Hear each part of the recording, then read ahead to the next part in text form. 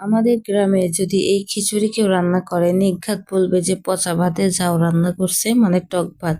কিছু বাসি ভাত বেঁচে গেলে কিন্তু এইভাবে লেটকা করে রান্না করে, সেটার মধ্যে টক ঝাল মিষ্টি একটা টেস্ট থাকে। কিন্তু এই শহরে আসার পর দেখলাম এগুলো খায়।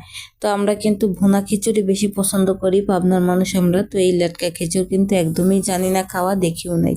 তো আমরা ফার্স্ট টাইম যখন কুমিল্লা বেড়াইতে গেছিলাম তখন খাইছিলাম। তখন হচ্ছে অনুষ্ঠান বাড়িতে দেখলাম সকালবেলা এইভাবে খিচুড়ি রান্না করতেছে, সেটা মাংস দিয়ে, গরুর মাংস দিয়ে। তো আমরা খেতে চাই নাই, জোর করে খাওয়াইছে। তো মোটামুটি ভালোই লাগছে, কিন্তু আমরা খেতে পারিও নাই তখন, ফার্স্ট টাইম যেহেতু খাইছি। তো এই যে এখন এইটা খাওয়া শিখছি, মোটামুটি ভালোই লাগে খেতে। কিন্তু সবসময় যারা এটা খায় তাদের মতো কিন্তু এখনো সুন্দর করে রান্না করতে পারি না।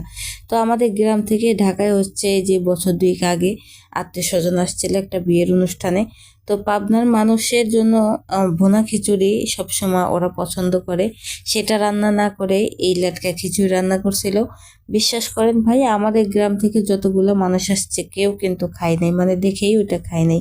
বলছে না, এই পচা ভাতে যাও রান্নার মতো, এটা কি রাঁধছে, এটা আমরা খাবো না। আসলে গ্রামে সাধারণ মানুষ তো সবকিছু সাধারণভাবেই পছন্দ করে।